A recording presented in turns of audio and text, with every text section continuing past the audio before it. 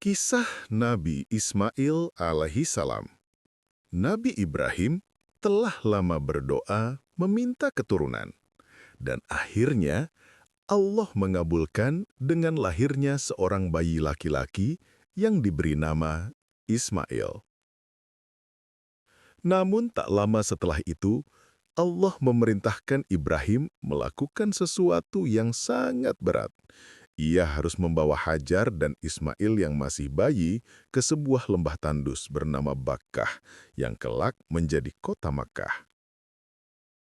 Setelah meninggalkan mereka di tempat yang sepi, Hajar mengejar Ibrahim. "Wahai Ibrahim, apakah engkau meninggalkan kami di sini?" Ibrahim tak sanggup menjawab, hingga Hajar bertanya lagi, "Apakah ini perintah dari Allah?" Ibrahim mengangguk, dan dengan iman yang luar biasa, Hajar berkata, "Kalau begitu, Allah tidak akan menyia-nyiakan kami." Ibrahim pun pergi sambil berdoa agar Allah menjaga mereka. Hari berlalu, persediaan air habis. Ismail menangis kehausan. Hajar berlari panik mencari air. Ia berlari antara Bukit Safa dan Marwah, bulak-balik 7 kali. Sampai akhirnya, di dekat kaki kecil Ismail, air memancar dari tanah. Hajar terkejut dan berteriak, "Zam-zam! Zam-zam!" yang artinya, "Berkumpullah, tetaplah." Itulah air yang kelak dikenal sebagai air Zam-zam, air berkah yang tidak pernah habis hingga hari ini. Dengan adanya air, orang-orang mulai berdatangan dan tinggal di sekitar tempat itu. Ismail tumbuh menjadi anak yang kuat, cerdas, dan sangat patuh kepada Allah dan ayahnya. Saat Ismail beranjak remaja, Nabi Ibrahim mendapat mimpi dari Allah.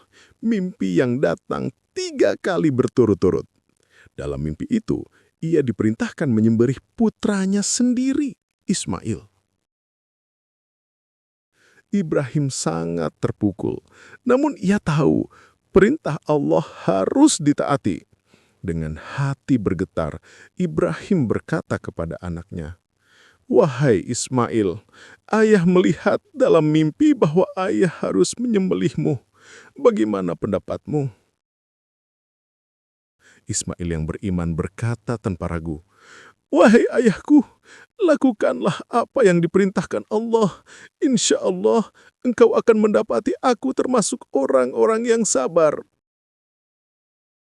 Air mata Ibrahim jatuh, namun keduanya tetap berangkat memenuhi perintah Allah. Di sebuah tempat yang kini dikenal sebagai Mina, Ibrahim membaringkan Ismail.